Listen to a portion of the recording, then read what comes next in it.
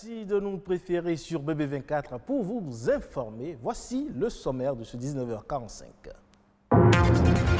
La Covid-19 continue de faire des ravages et on s'intéresse dans cette édition aux mesures prises à l'université d'Abomey-Calavi pour limiter la propagation du virus. Étudiants et enseignants respectent-ils les mesures barrières? C'est à savoir. Et on parle également des bons comportements à observer après l'accouchement pour assurer une bonne santé à la mère et à l'enfant.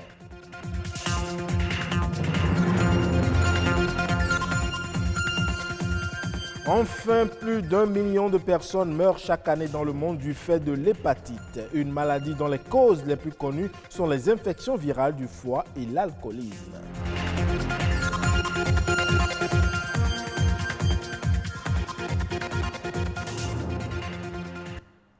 Et vous le savez, sans aucun doute, la pandémie du coronavirus sévit depuis des mois au Bénin et les statistiques sont évolutives. Pour lutter contre ce virus, des mesures barrières ont été édictées par le gouvernement sur toute l'étendue du territoire national. C'est également le cas à l'université d'Abomey-Calavi où étudiants, enseignants et rectorats sont astreints au respect des gestes barrières. Qu'en est-il véritablement? Une équipe de la rédaction est allée faire le constat. Suivons plutôt.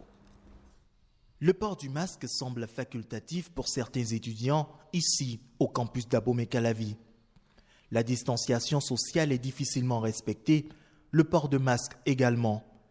Quand il faut en parler, la raison est unanime. Des fois, je n'arrive pas à respirer correctement. Je n'aime pas trop passer cache-nez, mais si je suis en population, je suis avec des amis, je fais tout pour me protéger. Alors, vous êtes ici sur le campus d'Abomey-Calavi, mais vous ne portez pas le masque. Pourquoi? Oui, je vais dire tantôt que c'est un oubli. C'est un oubli, puisque je l'ai dans mon sac. Mais ça m'empêche de bien respirer, quoi. Vous savez que vous mettez en danger ceux avec qui vous êtes en train d'étudier? Oui, effectivement. Effectivement, je sais, mais je vais le porter maintenant. Pourtant, depuis l'avènement de cette crise sanitaire mondiale, l'alerte est donnée pour un respect total des mesures barrières. Du côté de la bibliothèque universitaire, une attention particulière est accordée au respect des mesures de protection contre l'ennemi invisible. Pas d'entrée sans masque de protection au visage et lavage préalable des mains. À cela s'ajoutent bien d'autres mesures. À l'intérieur, il y a des dispositions que nous avons aussi prises. Entre-temps, la salle de lecture, elle est faite pour contenir plus de 300 usagers. Aujourd'hui, nous avons drastiquement, je veux dire, réduit ce nombre qui aujourd'hui tourne autour de 45 comme ça. On n'accepte plus les groupes de travail. C'est les trucs de travail individuels que nous acceptons aujourd'hui. Autant de mesures auxquelles il faut bien se conformer puisqu'elles sont instituées par le rectorat. Même du côté de l'administration, la vie tourne au ralenti du fait de cette pandémie. Nous avons déjà suspendu toutes les missions. Nous avons aussi suspendu toutes les soutenances de thèse parce que l'organisation des soutenances de thèse suppose l'arrivée dans notre pays de collègues étrangers. S'ils devaient arriver, ils sont contraints d'observer le confinement, la quarantaine. Cela allonge inutilement les délais d'organisation de ces soutenances. Même les centres commerciaux se plient aux mesures. Seulement, dans les cantines, pas de masque au visage des clients. Il faut manger. Lorsque nous arrivions, les bonnes dames nous demandent d'abord de nous laver les mains à base de l'eau et du savon. Sincèrement, ce n'est pas eux tous qui portent les masques, mais un bon nombre essaient quand même de faire le nécessaire pour éviter les contacts. Je suis en train de manger. Quand je finis de manger, je mets le masque. Bon, le respect des mesures, c'est pas un truc aisé, je le reconnais, mais on essaye de gérer. Le constat est clair, les mesures barrières sont plus ou moins respectées ici au haut lieu du savoir. Pour certains, la sensibilisation doit être plus accentuée. Et vous n'êtes pas sans savoir que l'arrivée d'un nouveau-né est un événement particulier dans la vie d'un couple. Pour assurer une bonne santé à la maman et à son bébé, de bons gestes doivent être observés après l'accouchement, tant par la sage-femme que par la mère du nouveau-né. Annick Nonou, sage-femme d'État, nous donne ici des précisions au micro de Bruno Rotekbo et François d'Assise Amansiouan. Dès que le bébé sort, il faudrait qu'on dépose désormais le bébé sur la poitrine de sa maman. Nous parlons de peau à peau. Après cela, il faut faire la mise au sein précoce parce que ça facilite le décollement placentaire. Beaucoup de sages-femmes pensent que dès qu'elles font les 2 premiers gestes, elles peuvent rapidement sectionner le cordon. Or, il faut garder le cordon et voir si ça a cessé de battre. Et c'est quand le cordon cesse de battre qu'on le coupe parce que ça permet de recueillir encore du sang au niveau du bébé et ça évite l'anémie du bébé, sinon disons du nouveau-né. Ce n'est qu'après cela qu'on s'occupe de la délivrance. De l'accouchement jusqu'à 6 heures de temps, la sage-femme ne doit pas s'éloigner de l'accoucher, bien sûr. Elle doit faire la surveillance stricte. Maintenant, au niveau de celle qui a accouché, quel est le premier geste? C'est de réclamer son bébé.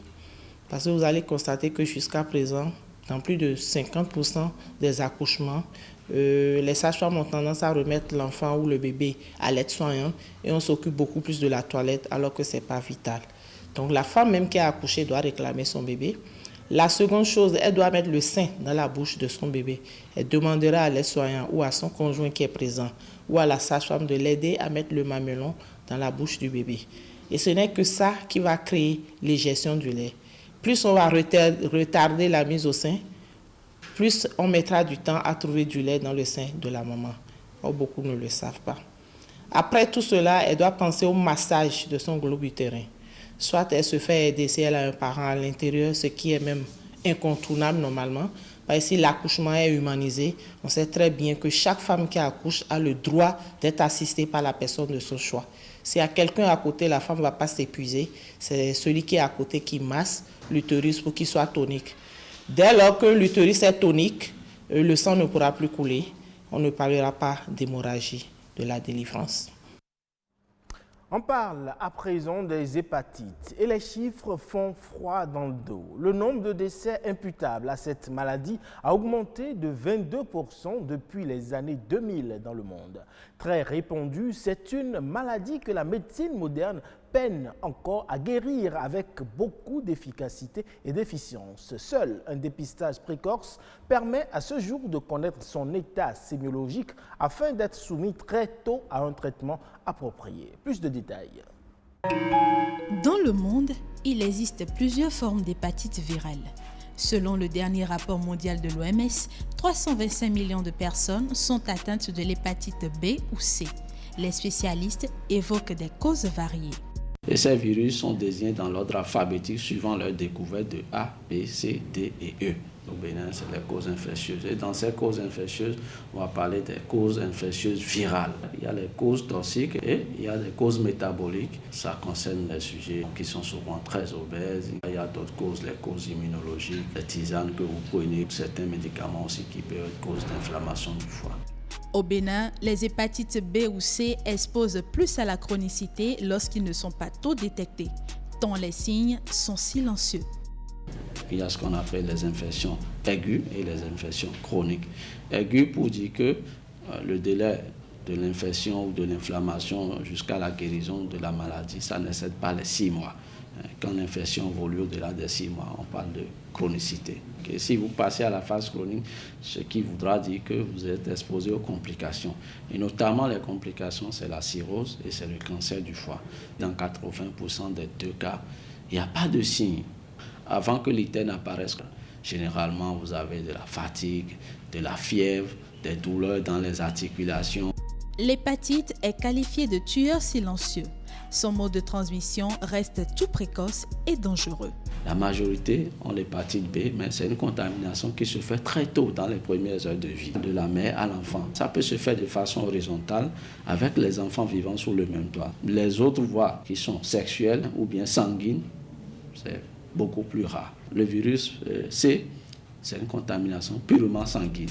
Avec l'évolution de la science, il existe aujourd'hui un vaccin pour prévenir les hépatites et des moyens de traitement pour les personnes atteintes. On a du vaccin monovalent pour vacciner systématiquement dès les premiers jours de vie tout enfant qui naît. La vaccination pour l'hépatite B, Il faut dire, chez l'adulte, c'est le schéma à 3 doses. Concernant la forme aiguë, c'est l'hépatite B, il n'y a généralement pas de traitement. C'est le repos et il faut éviter d'autres produits qui agressent le foie davantage. Tout rentre dans l'ordre, l'organisme se charge de régler le problème dans les 6 mois. C'est seulement ceux qui font une hépatite chronique active, c'est ceux-là qu'on prend en charge. Parce que les traitements qu'on donne pour l'hépatite B, c'est un traitement à vie. Alors que pour l'hépatite C, c'est un traitement de 3 mois et là, vous avez la guérison dans les 3 mois après le traitement. Le Bénin se situe dans une zone de forte endémicité. Pour plus de sécurité, les médecins recommandent le dépistage précoce et la vaccination chez les sujets sains.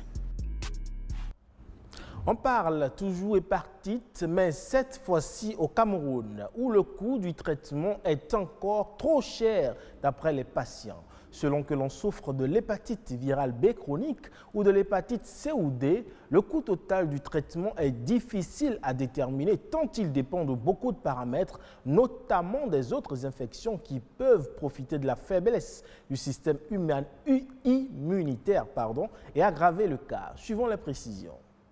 Il faut aujourd'hui débourser 100 000 francs CFA pour une boîte de Daclastavir dans le traitement de l'hépatite virale C. Des antiviraux C d'action directe à prendre au moins 3 mois selon la gravité du cas, donc environ 300 000 francs à débourser. Des prix des médicaments revus pourtant à la baisse par les fabricants après négociation de l'État camerounais. Le tenofovir en comprimé varie entre 2 500 et 10 000 francs par mois et c'est un traitement à vie. Par contre, l'interféron est encore cher. L'interféron coûte 50 000 francs par semaine, au coût homologué par le ministre de la Santé publique. Ça fait 200 000 francs par mois. Et pour une année de traitement, on est à 2 400 000. Or, il faut traiter pendant 1 an, voire 1 an et demi au moins. Les traitements des hépatites virales sont en fonction du type d'hépatite contractée. Le traitement de l'hépatite B étant à vie, il s'agit de le prendre régulièrement pour diminuer la quantité de virus dans le sang et éviter les complications. Pour l'hépatite C, il existe un traitement qu'on prend pendant 4 semaines avec une guérison environ de 95% des individus actuellement avec les protocoles que nous utilisons. Malgré la réduction des prix des médicaments de 25%, le diagnostic et le traitement coûtent encore cher et restent réservés à une certaine élite. Et c'est ça qui met fin à ce 19h45. Retrouvez cette édition sur le site de l'ORTB, www.ortb.bj. Portez-vous bien et à la prochaine.